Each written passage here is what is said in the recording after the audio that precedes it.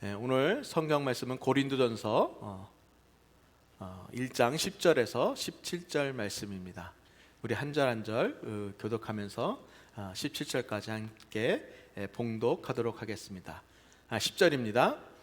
형제들아, 내가 우리 주 예수 그리스도의 이름으로 너희를 권하노니 모두가 같은 말을 하고 너희 가운데 분쟁이 없이 같은 마음과 같은 뜻으로 온전히 합하라.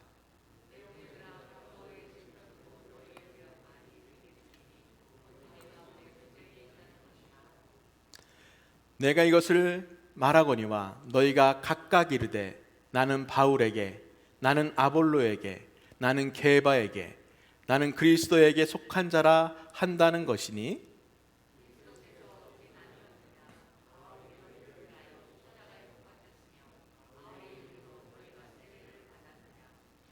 나는 그리스보와 가이오 외에는 너희 중 아무에게도 내가 세례를 베풀지 아니한 것을 감사하노니,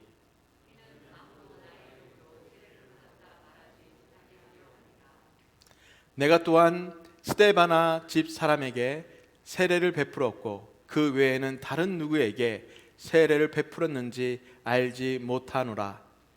그리스도께서 나를 보내심은 세례를 베풀게 하려 하심이 아니요 오직 복음을 전하게 하려 하심이로되, 말의 지혜로 하지 아니함은 그리스도의 십자가가 헛되지 않게 하려 함이라.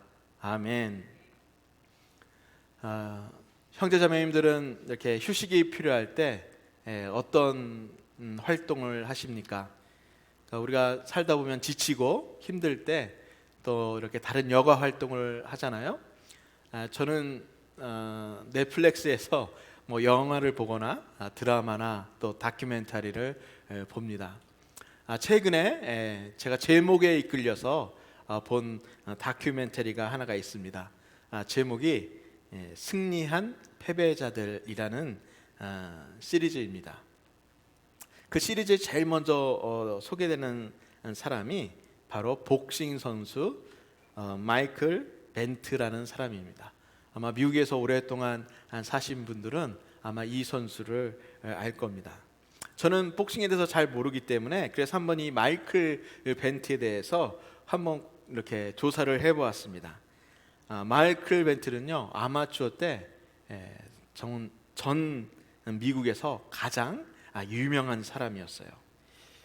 아마 우리는 잘 모르지만 복싱계에 있는 사람들은 이 마이클 벤튼이 미국에서 가장 유명한 사람 중에 한 사람이라고 기억하고 있을 겁니다.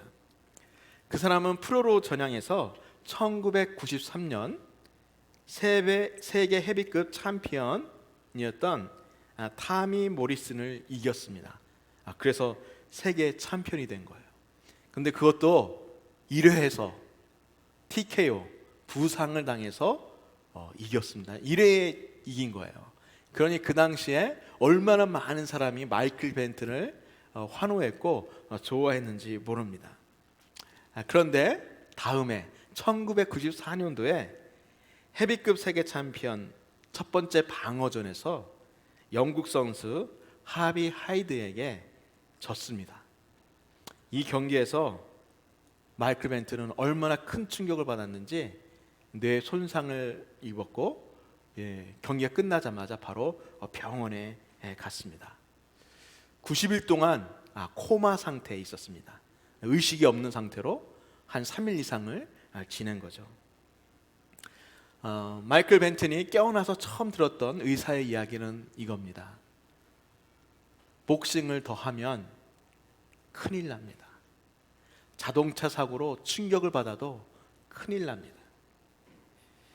어떻게 보면 복싱 선수로서는 다 인생이 끝난 거죠.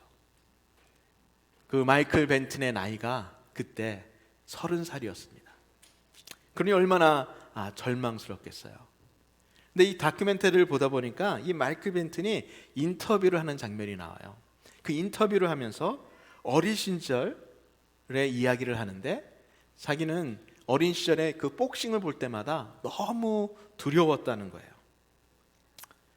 이 마이클 벤튼의 아버지가 무하마드 알리의 열광적인 팬이었어요. 그래서 아버지는 이 마이클 벤튼이 복싱 선수가 되기를 원했습니다. 어린 시절에 복싱을 배웠는데 이 마이클 벤튼이 정말 싫어했던 건 뭐냐면 상대편의 주먹이 자기 머리를 때릴 때마다 너무 싫었어요. 그래서 한 7개월, 8개월, 9개월 정도 그 훈련을 받은 다음에 아버지한테 얘기했어요. 저는 더 이상 복싱을 하기 싫어요. 근데 아버님이 그 이야기를 듣고 일어서더니 그때 당시엔 TV 안테나가 있었죠. TV 안테나 하나를 꺾어서 마이클 벤튼을 때렸습니다. 마이클은 복싱이 싫었지만 아버지 때문에 복싱을 할 수밖에 없었어요. 그 시절을 회상하면서 마이클 벤튼이 이야기하는 거예요. 만약에 자신이 하비 하이드에게 지지 않았다면 복싱을 좋아하는 척 하면서 괴롭게 지금까지 살았을 것이라고 얘기합니다. 어린 시절부터 마이클 벤튼은 글을 쓰고 싶었어요. 그래서 기자들을 만나고 저널리스트를 만나서 글을 쓰기 시작했어요. 그리고 권투 영화를 만들 때 이 선수를 훈련시키는 그런 일들을 해왔습니다. 사실 이 다큐멘터리에서 얘기하고 있는 것은 하비 하이드에게 복싱은 패배했지만 마이클 벤튼은 인생에서 승리하고 있다는 얘기예요. 그래서 제목이 그냥 패배한 패배자가 아니라 승리한 패배자들이라는 거예요. 제가 왜 이 승리한 패배자라는 말에 제가 이끌려서 이 다큐멘터리를 보았을까 한번 제 스스로 생각해 보았습니다. 지금 코비드 상황 때문에 사실 목회도 어렵고 참 교회도 어렵잖아요. 또 우리 자신들의 한 삶을 보더라도 정말 내가 이 세상에서 승리하고 있나 라고 생각하면 그런 마음을 갖기가 참 어려운 것 같아요. 참 이렇게 사회에서 좀 부족하고 실패하고 있지 않나 그런 생각을 가지고 있는데 다큐멘터리에 승리한 패배자라니까 도대체 무슨 내용인가 해서 제가 그것을 본 것 같습니다. 마이클 벤튼도 권투 선수로선 실패했지만 그의 인생은 실패하지 않았습니다. 그의 인생은 성공했습니다. 마이클 벤튼처럼 우리도 우리의 인생 가운데 여러 가지 실패의 경험을 하지만 맨 마지막에 가서 우리가 성공했다고, 우리가 승리했다라고, 나의 인생의 싸움에서 내가 승리했다라고 말하려고 한다면, 그렇게 고백하려고 한다면 우리가 어떻게 해야 될까? 우리 드림교회가 어렵고 힘든 상황 가운데 있을 때 우리 스스로 보고 배우는 어떤 것을 통해서 우리가 마지막에 승리하려면 지금 우리가 무엇을 해야 될까?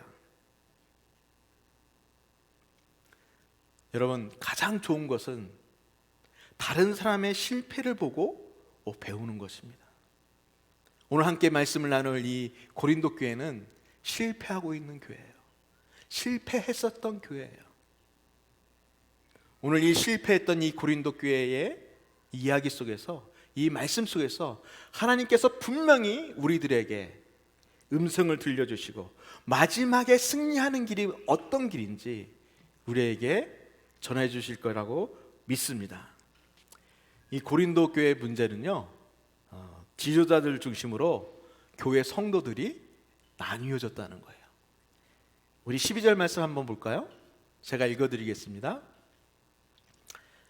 내가 이것을 말하거니와 너희가 각각 이르되 나는 바울에게, 나는 아볼로에게, 나는 게바에게, 나는 그리스도에게 속한 자라 하는 것이니.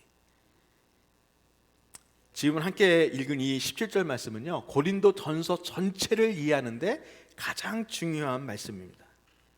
왜냐하면 고린도 교회가 무엇 때문에 분열하고 있는지 알려주기 때문에 그래요. 고린도 교회에는 바울파가 있습니다. 바울이 고린도 교회를 세웠어요. 개척 목사예요.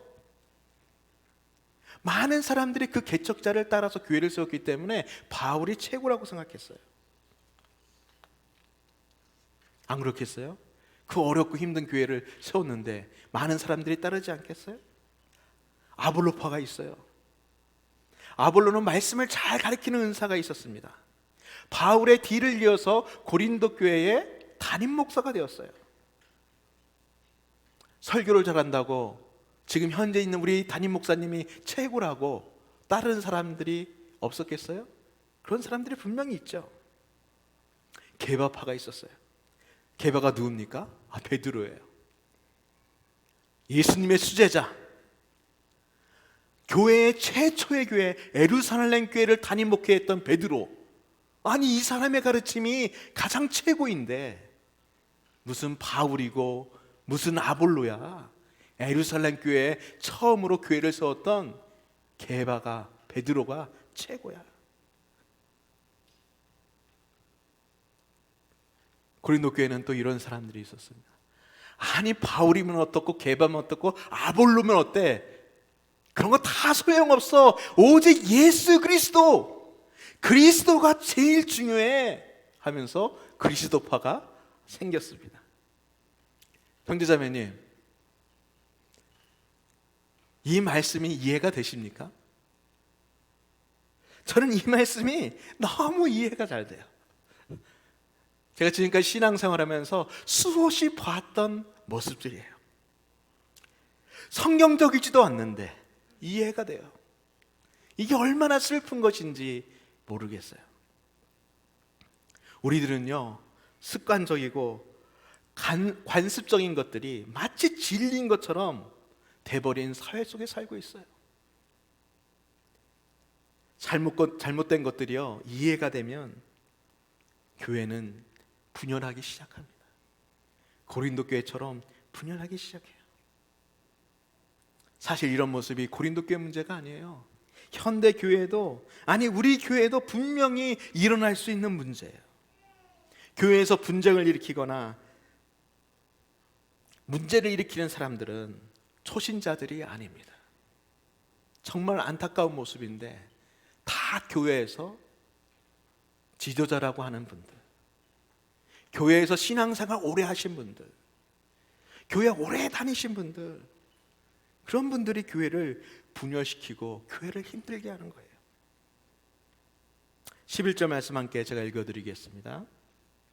내 형제들아, 근로의 지편으로 너희에 대한 말이 내게 들리니 곧 너희 가운데 분쟁이 있다는 것이라. 이런 소식을 누구한테 들었냐? 바울은 바로 근로의 집에 있던 어떤 사람들로부터 그 이야기를 전해 듣고 이 편지를 쓰고 있는 거예요. 여러분, 고린도 교회가 분쟁하고 있습니다. 네 파가 있습니다. 이 네 파가 예배를 드리고 난 후에 어떤 모습으로 이렇게 교제를 하고 있을까요? 끼리끼리 모여 앉아 있지 않겠어요? 바울파는 바울파끼리, 그 다음에 게바파는 게바파끼리, 그리스도파, 아볼로파 이렇게 나눠 있지 않겠어요? 주중에 만나서 한번 교제를 하면 이분들의 대화의 내용이 어떤 내용이겠어요? 이런저런 이야기 다 하면서 바울파 사람들 흉보고 게바파 사람들 흉보고, 그 사람들 부부관계가 어떻고 사람 관계가 어떻고, 그 사람들 과거에 이런 사람이었다 저런 사람이었다, 자녀들은 어떻고, 판단과 정죄가 얼마나 많이 하지 않았겠어요? 사실 분쟁이 일어나는 것은 우리들의 입 때문에 분쟁이 일어납니다. 전해줘야 될 말, 전해서는 절대 안 되는 말, 이걸 구분을 못합니다. 사람들에게 상처를 준다는 걸 알면서도 상처를 주고, 내가 이 사람한테 이야기를 하면 이 이야기가 온 교회에 소문이 날 것을 알면서도 이야기를 하는 그런 무분별한 절제하지 못하는 그런 모습 때문에 교회가 분열하는 거예요. 제가 신학교 다닐 때 하루는 채플이 끝나고 제임스 총장님이 나오셔서 이렇게 학생들이 앉아있는 상태에서 이런 말을 했습니다. 지금 저희는 제가 학교 이니셜이 RTS인데 RTS 패밀리 매터를 이렇게 디스커스 하려고 하니까, 아나운스먼트를 하려고 그러니까 RTS 패밀리가 아닌 사람들은 다 이 자리를 떠나주시기 바랍니다 라고 했어요. 그러니까 신학교의 학생이 아니거나 교직원이 아닌 사람들은 다 자리에 일어나서 떠났습니다. 무슨 문제였을까요?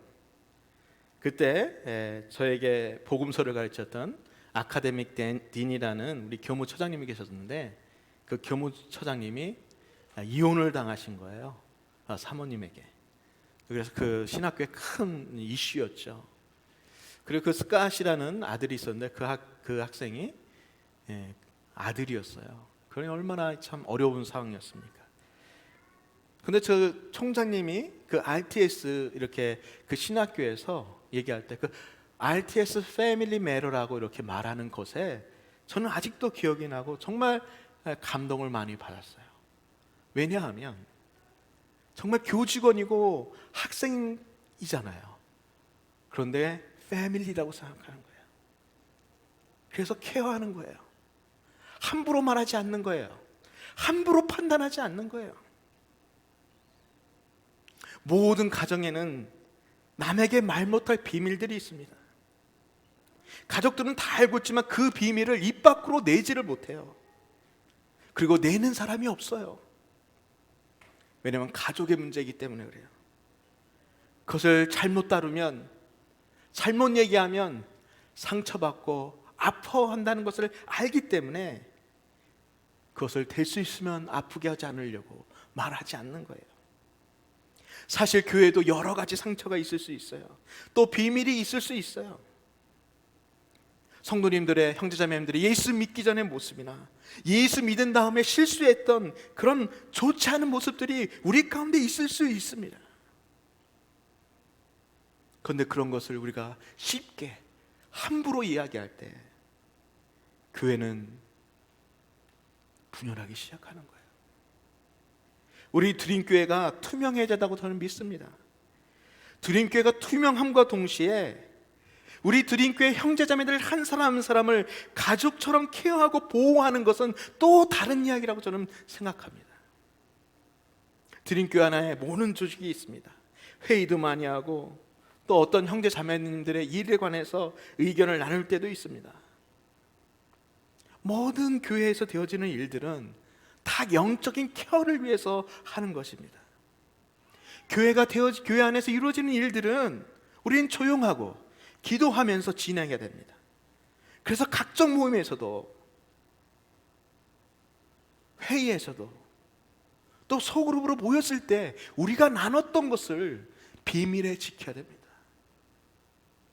비밀을 지키지 않으면 문제가 발생해요. 교회에서 회의가 끝나거나 어떤 일에 모임이 끝나면 꼭 전화하시는 분들이 있습니다. 어떻게 됐어? 제일 위험한 사람입니다.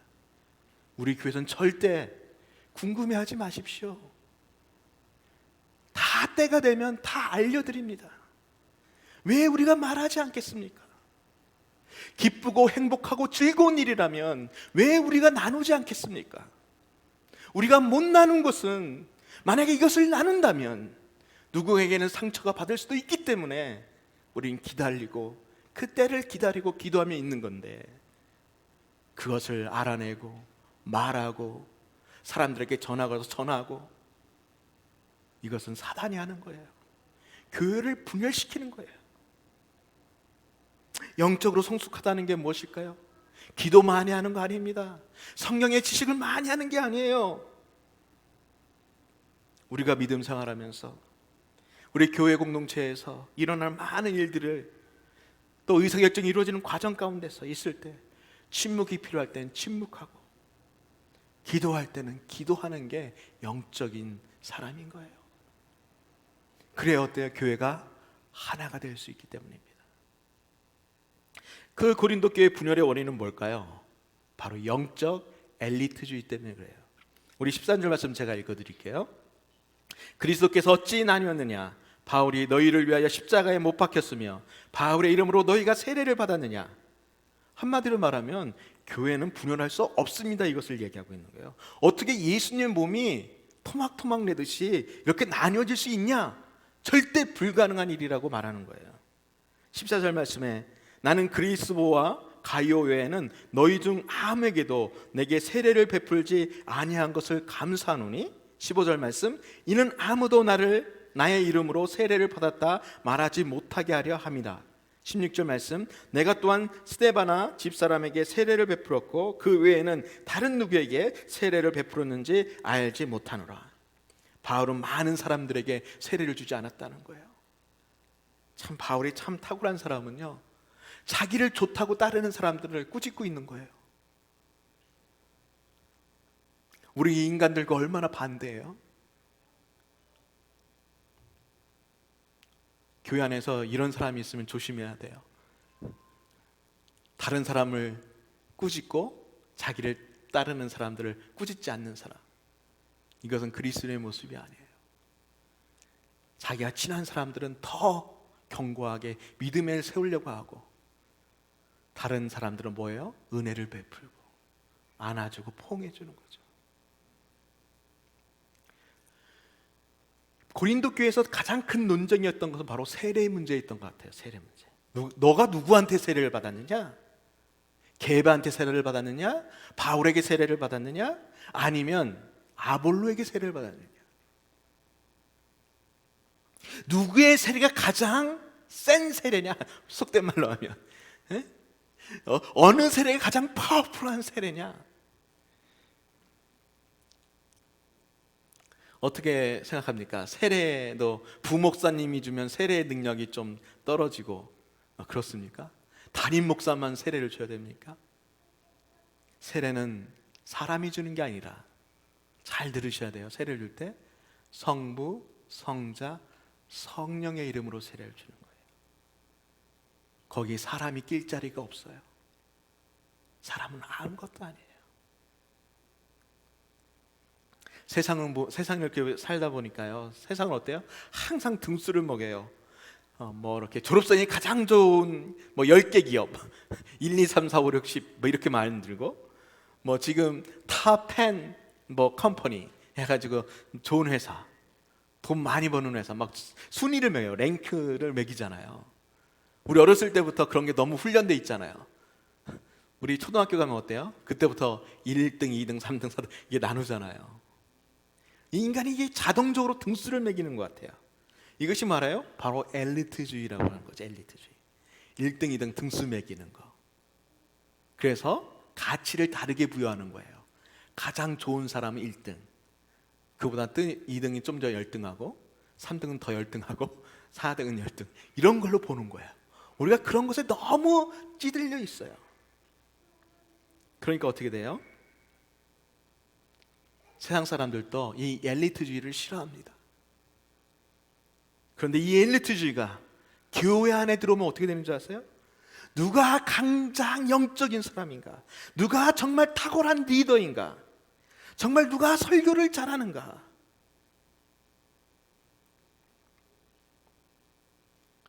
이런 것들이 뭐예요? 바로 영적인 엘리트주의예요. 우리들이 영적인 엘리트주의에 물들면 우리는 자신을 어떤 사람으로 생각하면 완벽한 사람이라고 생각해요. 의로운 사람이라고 생각하게 됩니다. 내가 의로운 사람이 되면 어떻게 되냐면, 믿음의 형제 자매들의 약점을 보면 어떻게 되냐면 그 사람들을 정죄하게 되고, 자기 자신은 그런 약점이 없는 완전 무결한 사람처럼 자기 자신을 생각하게 돼 있어요. 그런데 그렇게 되면 어떻게 돼 있어요? 사람들 사이에 다 보이지 않지만 우리의 마음이 다 나뉘어지게 되어 있어요. 누가복음 18장에 보면은요, 예수님께서 그 교만한 그 바리새인들을 향하여 비유로 말씀하시는 게 있어요. 바리새인들은 어때요? 시장 모퉁이에 가서 우러러서 하나님을 바라보며 기도합니다.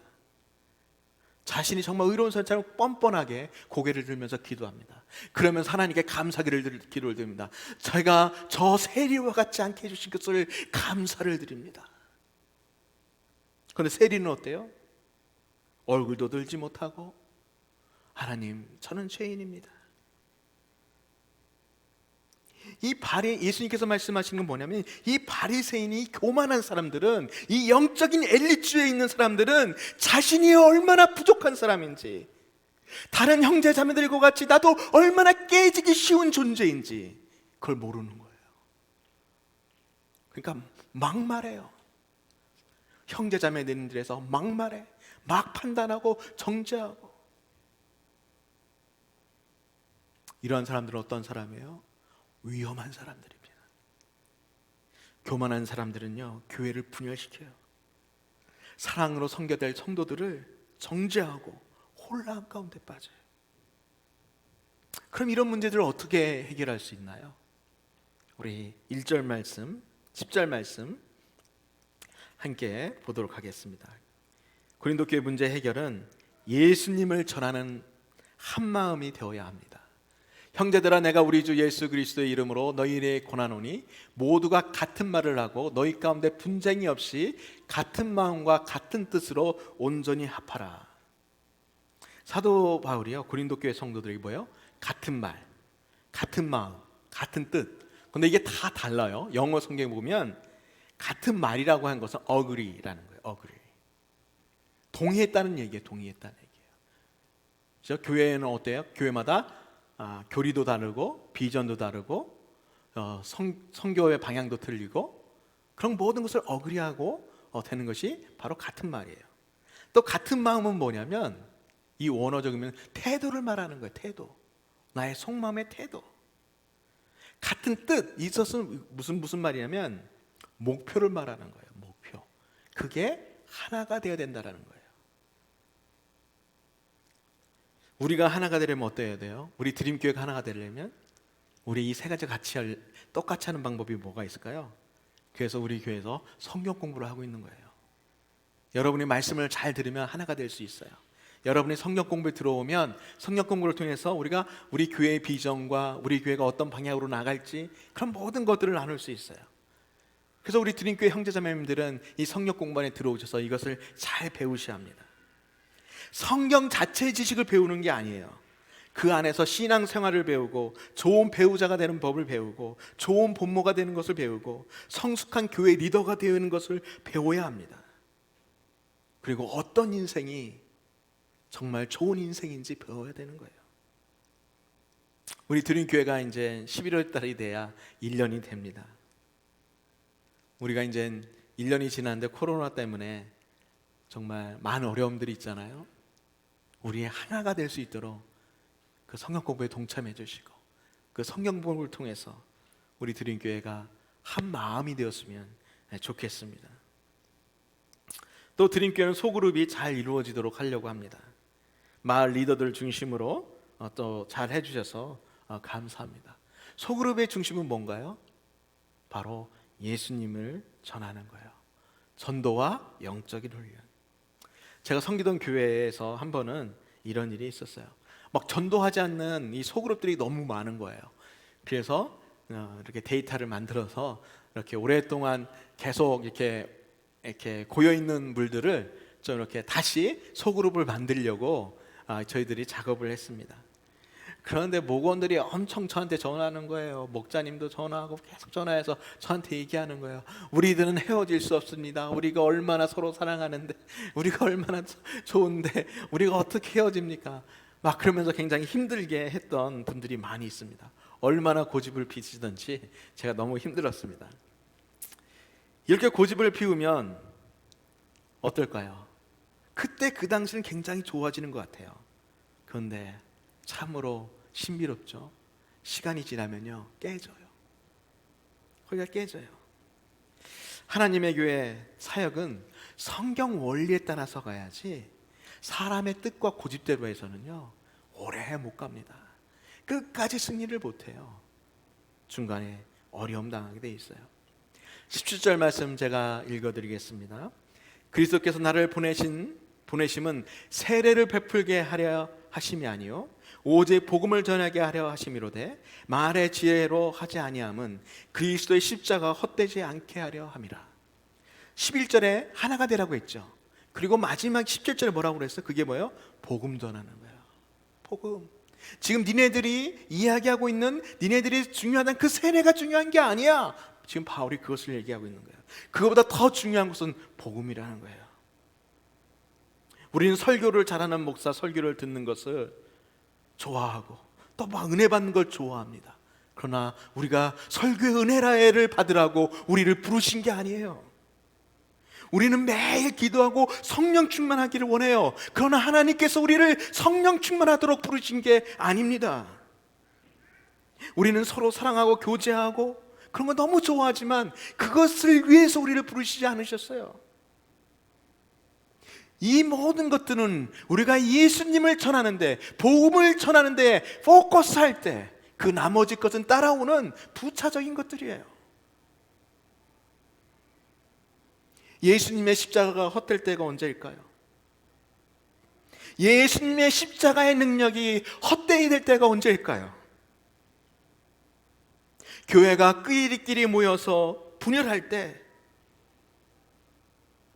십자가가 헛되어지는 거예요. 예수님의 죽음이 헛되어지는 거예요. 예수 믿는 사람들도 똑같구나. 십자가의 능력이 있다고 하는데 능력이 어디 있어? 사람 하나도 제대로 서로 소통하지 못하는데 십자가의 능력이 헛되어지는 거예요.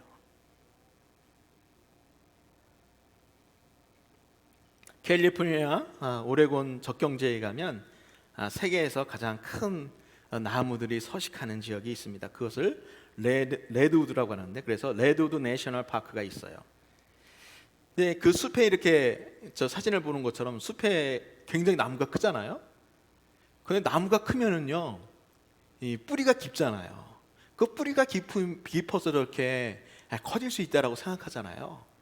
그런데 연구하는 사람들이 저 이렇게 땅 속을 파 보니까요, 깊지가 않은 거예요, 뿌리가. 그런데 어떻게 이 나무들이 바람과 비바람 속에 견뎌낼 수 있고 저렇게 높은 나무로 성장할 수 있었을까? 보니까 이 뿌리의 비밀이 있는 거예요. 뿌리가 어떻게 해요? 다 서로 연결되어 있는 거예요. 그래서 맨 끝에 있는 나무가 물이 부족하면 물이 가장 많은 가운데에서부터 물이 올라와서 거기까지 공급해 주는 거예요. 그래갖고 모든 나무가 함께 울창한 숲이 이루어지는 거예요. 뿌리가 하나가 되니까 어때요? 나무가 울창하게 숲을 이루는 거예요. 이 나무에서 주는 교훈이 뭐예요? 연합하니까 성장할 수 있는 거예요.